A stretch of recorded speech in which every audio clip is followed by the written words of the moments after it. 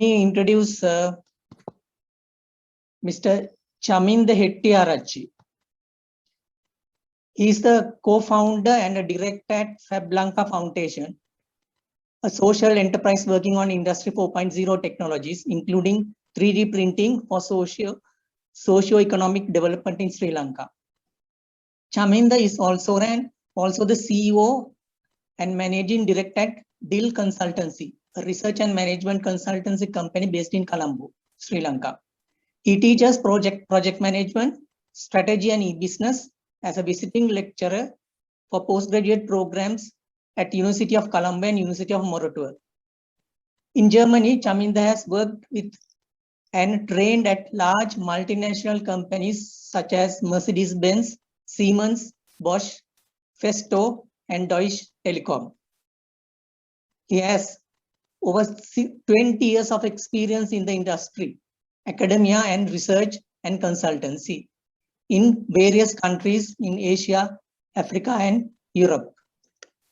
Chaminda also has worked as a Chief Information Officer or CIO at University of Sri Jayewardenepura during the period of 2008 to 2010, and also as its Associate Director at Regional Center for Strategic Studies from 2010 to 2013.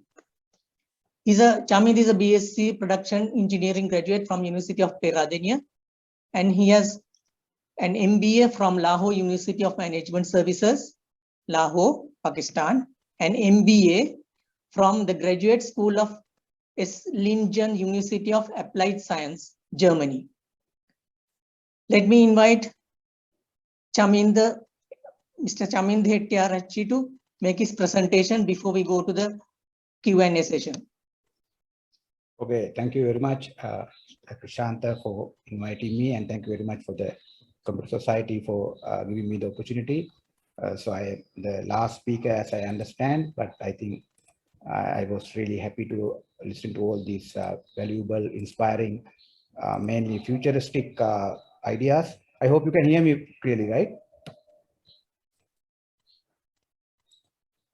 So basically, what I want to do is to do a kind of bridging between Professor Zurins, who spoke from Germany. He's my colleague and advisor of Fablanca, talk about SMEs, how to use Industry 4 application to SMEs. So what we have done in Sri Lanka is actually applying them. So maybe I have to disappoint some of you. A lot of people talk about the future of Industry 4, but what I'm going to do is how we have kind of tried to promote and popularize Industry 4 concepts and technologies in Sri Lanka, mainly among SMEs and of course among other sectors, through 3D printing technology, mainly to our Fablanca Foundation. So this is very small scale. Maybe some of you may be hearing for the first time, but I'm trying to share my knowledge because it will be useful for the future for people who are going to use some of these concepts. So Fablanca is a non-profit social enterprise. We started in 2016. So we use the theme towards a maker society.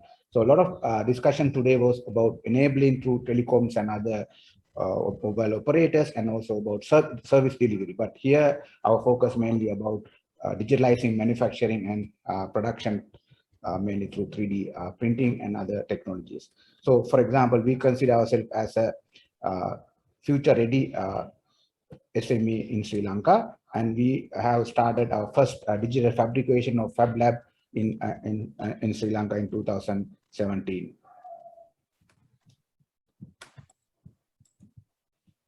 This is our founders group. As you can see, some guys are based in the US, mainly working in the aircraft manufacturing industry, and other guys are in Sri Lanka. But at the moment, we have about 100 experts of different fourth industrial revolution technologies, including 3D printing, AI, and other stuff.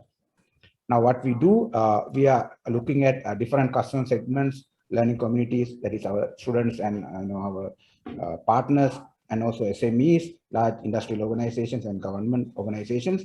But we do actually, we try to educate and teach people about Industry 4 technologies, product development using same technologies, project and program management, consultancy, research, and also international technology transfer. You can see some of these activities we have been doing. Actually, we started in 2014, collaborating among each other and sharing knowledge, mainly from the US to Sri Lanka and from Germany to Sri Lanka. We have been looking at different Fab Lab. Fab Lab is a global network, so I have visited some places in Europe, USA, and also in Asia. One thing we are very happy is introduce 3D printing to school children as early as 2017, 16 that time. And I myself, as a lecturer, I have introduced Industry 4 as a kind of topic and in 3D printing technology to mainly to MBA programs. We tried even unsuccessfully to introduce fourth industrial revolution to public Prime Minister's task force, to the parliamentarians and political parties, and to different other policymakers, but we have not been very successful in that sense. Of course, I have been trying to communicate the ideas of Industry 4 through the national media and through the different public conferences internationally. And of course, like these kind of forums, mainly to engineers and other technologies. Fablanca is now actually a business case written to be discussed mainly at MBA programs or in global business schools. This is our Fab Lab. This is in Kurunegala district, actually in my hometown. We have all the facilities of 3D printing and other 3D related digital fabrication tools. So we do a lot of activities here, having classes on 3D printing technologies, new product development projects, use of different tools like system engineering tools, which are used by companies like Boeing. And we are at the moment developing few projects on FabNet and also few other online marketplaces. During COVID, we want to offer our services, free 3D printing services, to any entrepreneur who are working on different projects. So if I summarize some of these activities we have been doing for last 5 years at least: global technology transfer, network in Sri Lankan diaspora all over the world for national development. I think that was discussed even by the minister, touched on that. And we are trying to promote open development movement against those proprietary technologies and try to learn from international best practices. And we want to be like user or adapter of digital technology, mainly for organizational development by ourselves. So I think today the discussions were mainly by corporates and the private companies, but ours is more like a social enterprise, but we have a different business model as non-profit social enterprise. Of course, our main priority is to empower rural youth and empower SMEs, but we use different new tools like design thinking, system thinking, adapting UN Sustainable Development Goals and other technologies.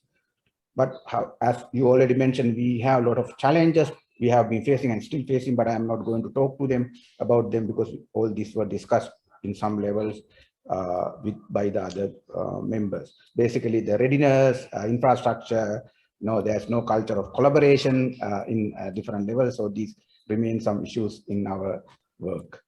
But we have used some strategies and we have learned some lessons. For example, it's a key in the Industry 4 era to collaborate at different level, mainly also to benchmark and best practices, not only locally, but internationally. It's very important that we have multi-stakeholder approach in any sort of solution development. Open development, which I mentioned to you, I can talk about that if it's needed, but not really. We are asking people to buy things like proprietary software and even hardware. So we have to think about this, in IT-related digital technology business models as a new way of looking at that. Of course, skill development is a thing we have to develop ourselves, different collaborative models and international partnership buildings. So if I talk about Professor Surin's and my collaboration is mainly, they are a partner in Germany, Esslingen Graduate School.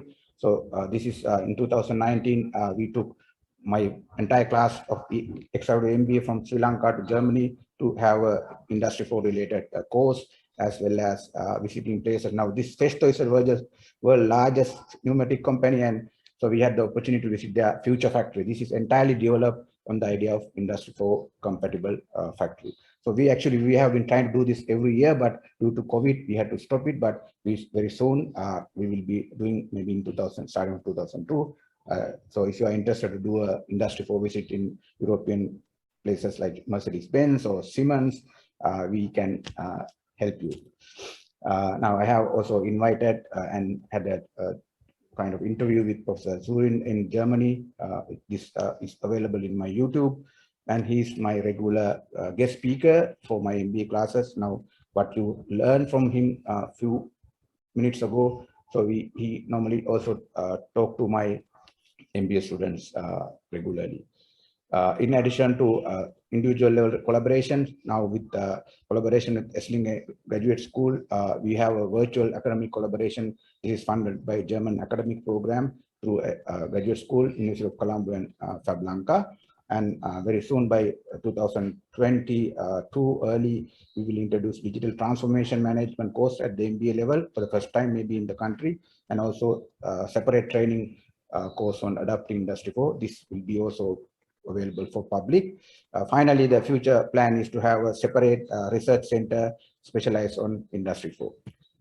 So some ideas how to go ahead based on our experience, maybe limited, but very low level, but I will still think it's useful for you. We have to collaborate at all levels, not only industries, government, and also the unions. It's an important aspect because as previous speaker mentioned, disruption is a key thing. So you have to collaborate at all level, affected people as well as the promoters. And in that process, professional bodies like Computer Society has a big role to play. And I think my main emphasis here is we have to learn from best practices, from the global best practices, and not just look at among ourselves, because this is a global drive of global disruption. Public debate and discussions are very important. I think still not happening. This is only limited to technological communities. So we have to go broader with non-technical people to educate about how Industry 4 is going to affect their lives, their way of work, and all this other stuff. So more important point is we need to have a national level, I won't say a strategy or policy, but ecosystem. A country like Germany, US, South Korea, even India are into this level. So we need not only for AI or artificial intelligence or Internet of Things, but entire as a country, how you kind of embrace Industry 4 as a new wave.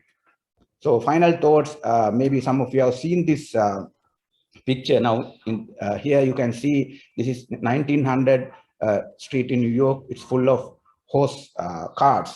But after 13 years in the same street, no horse cars, only Ford cars. So you see within 13 years, the drastic change which has happened in one place, in one single picture. And the same time as Anuruddha, engineer Anuruddha mentioned with the Uber in Sri Lanka. Now, this is not only to applicable to Sri Lanka or Germany. Now, when the first industrialization happened in the UK in 1818, these guys called Luddites, I don't know how to pronounce the name. So these are the manual workers, English workers who were working the cotton mills, and they started, destroying these steam engines because they considered this as a threat, and then so they thought because of the steam engines they will lose their jobs. So this picture shows how they were trying to destroy the steam engine. So we have two options. One is to look at this change as a positive one and try to embrace it, or act like Luddites and new modern Luddites and try to oppose it and stop it. So therefore, as the previous speaker mentioned, I also have the same kind of a request. Next digital revolution is already here. It's not something in the future. We have been kind of experimenting and trying with that for last 5 years. So I invite you to find the revolution before it finds us. So these are the details of our organization. You can go for that, and thank you very much. I'm happy to answer any question for my presentation as well as for Professor Zurin. Thank you. Over to you, Mr. Prashant. Thank you, Mr.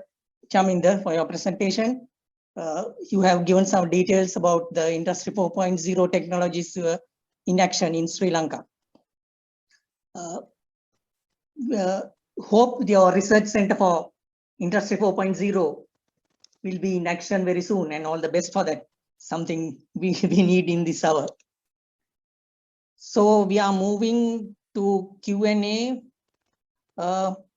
for Q&A, Mr. Chaminda Hettiarach is available for any questions related to the first presentation, Professor Soon's presentation. And I must mention Mr. Pasindu Pallavela is not available for Q&A. So you can fire any questions to either Engineer Anuradha or Mr. Chaminda. Chandan, I think you have a question.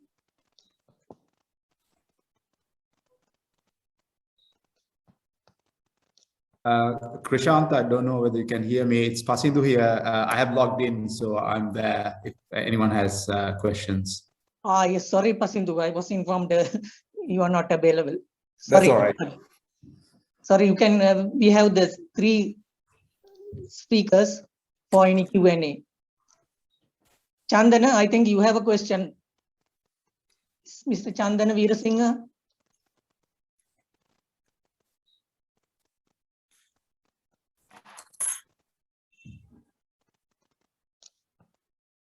So I have one question for Chaminda Hettiarach. This is related to the first presentation of Professor Soons. He talked about the smart factory and smart products. With in Sri Lankan context, where are we with reference to smart factory or smart products? At what level? Okay, simple question is simple as I don't know, but Yeah. I think we can, because it won't take much time, because when I was working in Germany in 2000, 2002, in places like Mercedes-Benz and Bosch and Siemens, they already had the robotics working in the plant. But now you can see the robots are cheaper. We have cobots, which are the robots working along with people. They are becoming very cheaper. They are produced in China. So the diffusion, I think the word used by the other speakers, is very fast. It's exponential. That's one difference between third industrial revolution and so-called ICT revolution and digital revolution or fourth industrial revolution. So you don't have to wait like for example, I remember when we were young, when the new movie released in the US, we had to wait for months to watch it in Sri Lankan theaters. But now it's instant. So I expect it can be here very soon. I have seen some robotics in some places. I heard about some stories, but I think the challenge is awareness, readiness to accept them, and also prepare our workplace, management, regulation, and other, for example, union, some kind of laws. So these are the challenges. Otherwise, technologies, they are even ROI can be easily managed because they are not expensive anymore.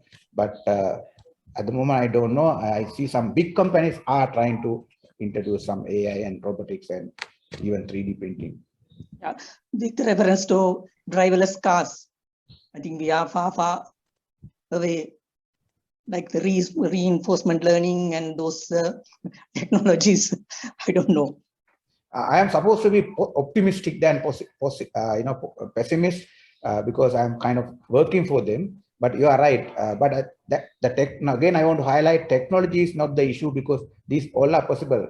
I think in the Anuruddha mentioned very interesting how Uber was opposed in Germany. It's banned in some places, I think Berlin or some places, because it's a human opposition. So I think I'm sure, as I mentioned in my presentation, there will be huge kind of resistance by taxi drivers, people who are using manual cars. And I had a chat with this RME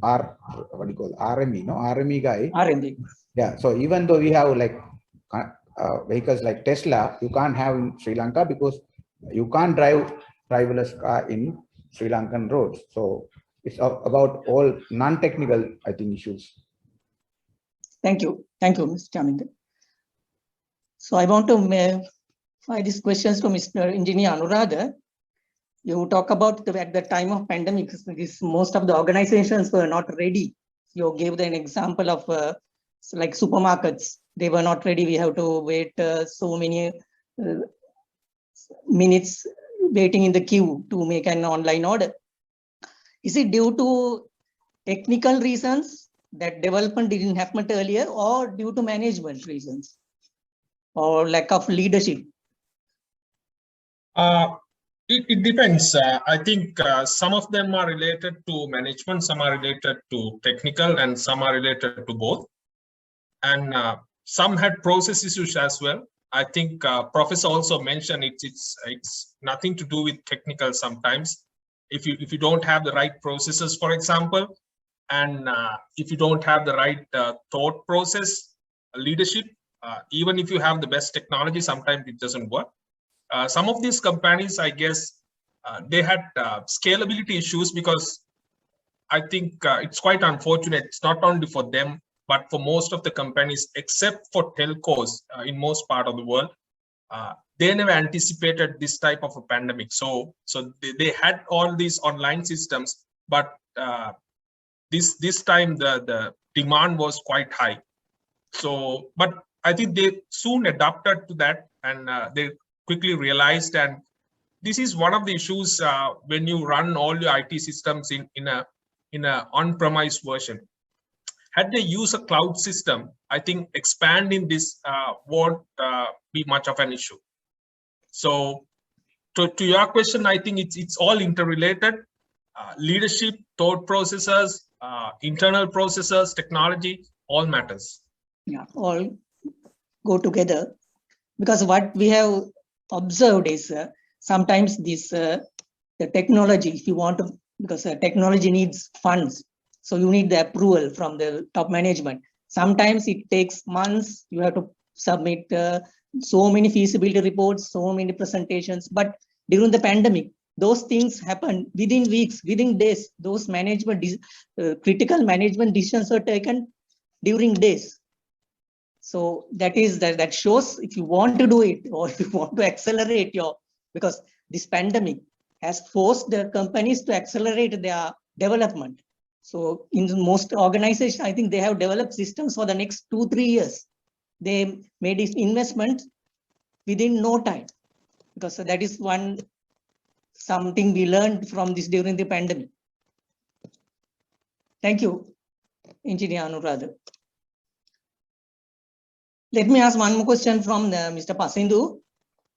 You talk about this artificial neural network for your battery management system. Just I observed that it's a very complicated one. Just give us some technical details, the background processing part in simple terms. Can you? In simple terms, well, it's so it's a very complicated system, I know. Yeah, so if you go into detail, it's very complicated. But what you do is like sort of more and more. We were talking about driverless cars and so on. So if you say, for example, if you take an application like that, because you have too many inputs, it's very hard to use like a traditional control method. There's quite a lot of engineers here. There were a couple of speakers who knows about traditional robotics and things like that. So if you take like a normal control system, PID, proportional, integral, and derivative control system, what you have is you have few inputs and then you have an output. For example, for a robotic arm, you pre-program it.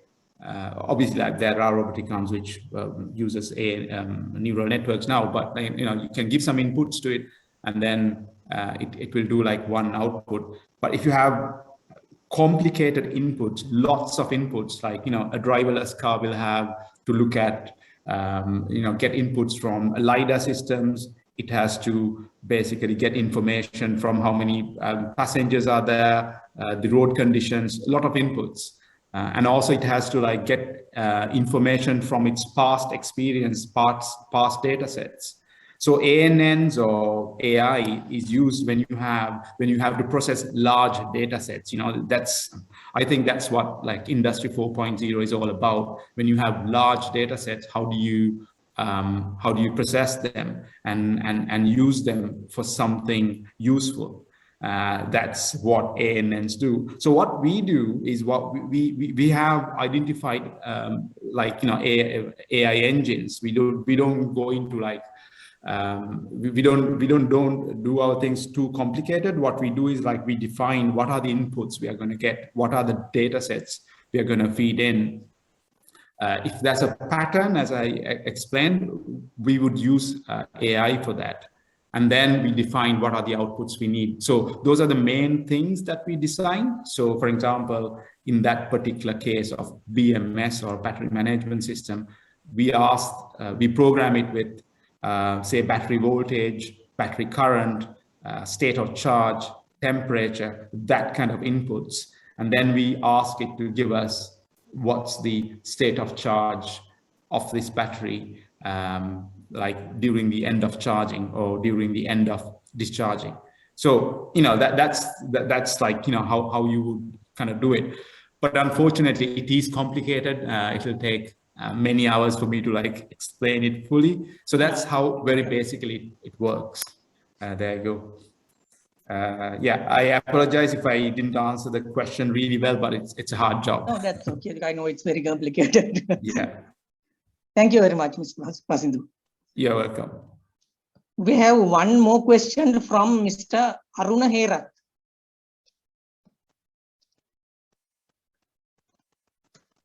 Mr. Aruna Herath, I'll read the question, but any of the member from the panel can answer this question. Where does people come into the picture of digital transformation in an organization? Maybe What are the best ways to consistently make people passionate on learning in helping digital transformation a success? Okay, I can give actually a very quick answer now. That's a very important question because I have been following all the discussions today. So we tend, when we all technologies come together, we like to talk about technology and its excellence. So we forget the people aspect. But now that's a very important question. I think one question raised during the previous sessions about the STEM education, how able and how people are willing in Sri Lanka to learn mathematics, science, technology. So that's a one way of handling that. But the second thing is we have to make technology interesting.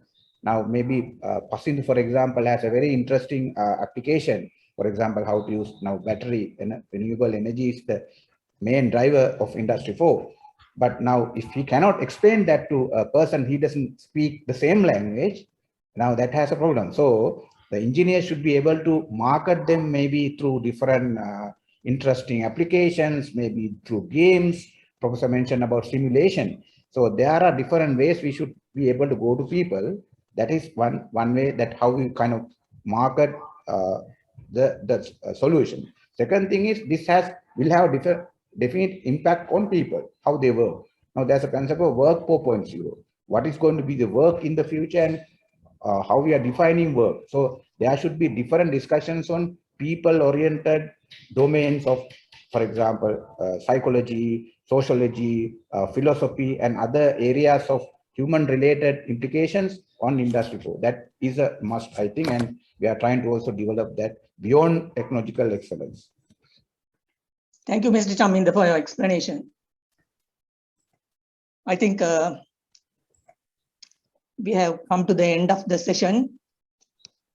This is the last session for day one of the NITC. Before winding up, let me thank all the speakers, Professor Dr. Zern, Mr. Pasindhu Pallavela, Engineer Anuradha Udunwara, and Mr. Chaminda Hettiarachchi for sharing their knowledge and experience with us. Once again, congratulations to CSSL for organizing this successful conference. And thank you for the audience for being with us throughout the day. Thank you very much, everybody. Thank you. I'm handing over to Sharifa.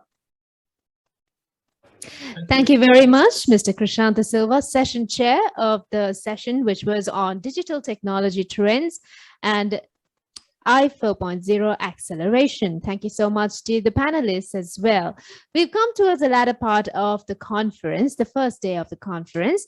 And as promised, it's time